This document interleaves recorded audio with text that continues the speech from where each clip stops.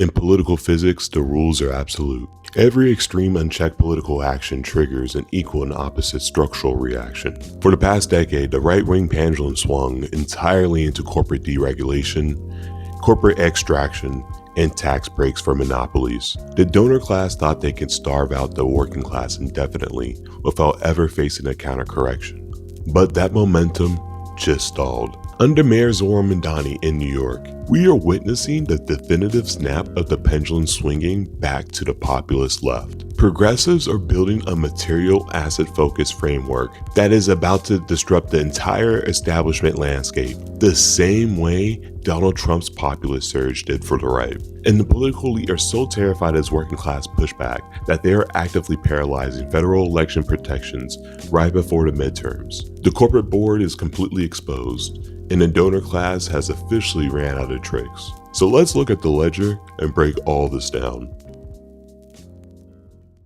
The political establishment thought they could pacify us with symbolic representation and identity-focused politics while their donors hollowed out our communities. But what we are seeing right now in New York with Mayor Zohran Mamdani is not a fluke. I like to think of it as a snapback of a political pendulum that has swung way too far to the right. And when you look at it, the ruling elite see the writing on the wall already, and they are absolutely afraid of the upcoming midterms. No sense he is. If we were to lose the midterms, heaven forbid, these Democrats, y'all, impeachment's not even the big concern. They will turn every committee of Congress into an investigative body, and they'll go after the president's family, the cabinet, his donors and friends. Half of you in this room will be targeted. I run the protection program. I'll take care of you, okay? We're gonna win. We're gonna win the midterm, okay? All right? So terrified, in fact, they are actively destroying the pure mechanisms that build our democracy to this day, just to save themselves from the day of reckoning they know is coming. So let's establish a baseline here. What just happened in New York completely broke the standard of American politics. And that standard being with politicians making promises, and promises are lost day in and day out. It's the same nauseating rinse and repeat cycle we see all the time. And this is where we're getting to truly see change. Mayor Zohran Mamdani didn't just step into City Hall, sat around, silently held his seat down for a few terms. This man got elected and went straight to work. And I love to see it. And I feel like we all love to see it. We need to see this more. Like, how can you not like this guy or anything he stands for? He truly is for the people. And we need more politicians like this. Just in the short time he's been in office, he's already rolled out and has gotten so many great initiatives ongoing. We're talking about an explicit rent freeze on rent stabilized units and breaking ground on city-owned grocery stores in the hopes of breaking up and challenging corporate food monopolies. And when Mamdani threw his political weight on the line to help support anti-establishment progressives in the primaries, the traditional political machine was foaming at the mouth at the mere thought of a progressive blowout. Instead, the progressives won in a total citywide sweep. How are we feeling tonight? New York City Mayor Zohran Mamdani's political influence proved strong in New York's primary election results tonight. All three progressive candidates that Mamdani endorsed will win their House primaries, including defeating two Democratic incumbents. Educator and immigrant rights activist Lisa Avila Chevalier defeated incumbent Rep. Adriana Espaillat in New York's 13th congressional district. All of you in this room know how much the Democratic machine has tried to counteract. How at every turn they've underestimated us. Former New York City Comptroller Brad Lander defeated incumbent Representative Dan Goldman in New York's 10th congressional district. What a glorious time to be a New Yorker! And New York State Assembly member Claire Valdez defeated Brooklyn Borough President Antonio Reynoso in New York 7.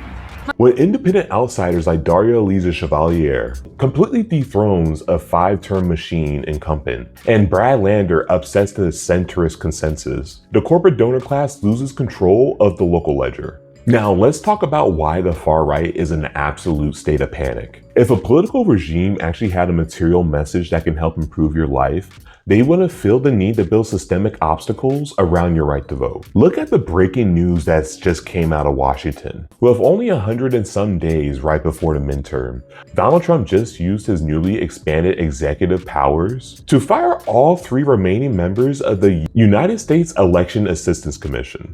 And let's think about the timing in this, right? Just 10 days after the Supreme Court made a decision that hands grants the president power to purge agency heads at will, he completely gutted the only federal body responsible for guiding states on mail-in ballots and voter registration standards.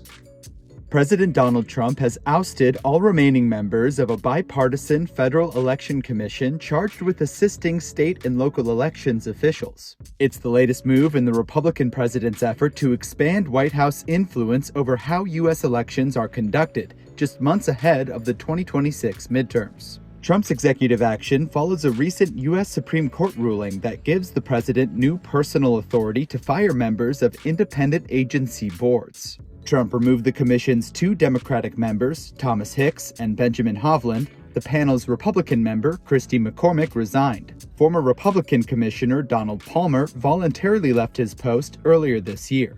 A White House statement did not specify a reason for Trump's action.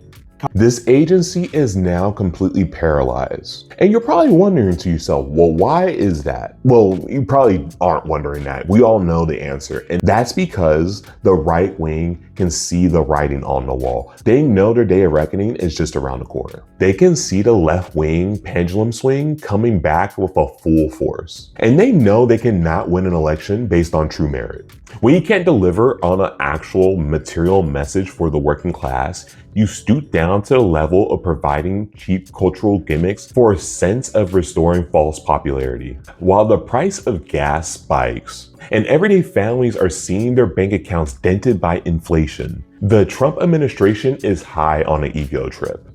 Literally renaming airports in Florida and renaming bridges in Tennessee after the president just to bring in this false sense of popularity. I resent that the name is on every institution that we have, this included.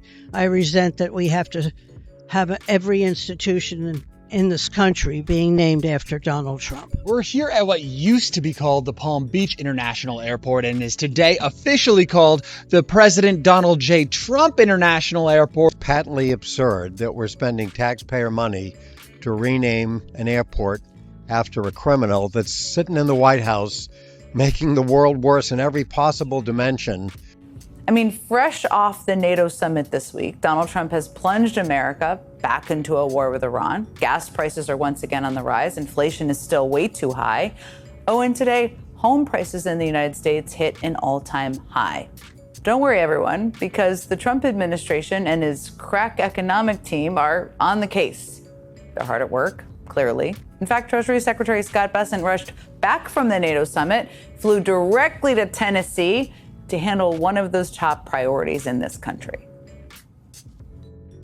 We gather along one of the great highways that binds our nation from coast to coast. Now, above the waters of Lake Douglas, the name of the president who puts the American people first. There is no one more deserving of it than Donald J. Trump. Even calling it a bridge is kind of generous for that humble stretch of infrastructure you see there right on your screen.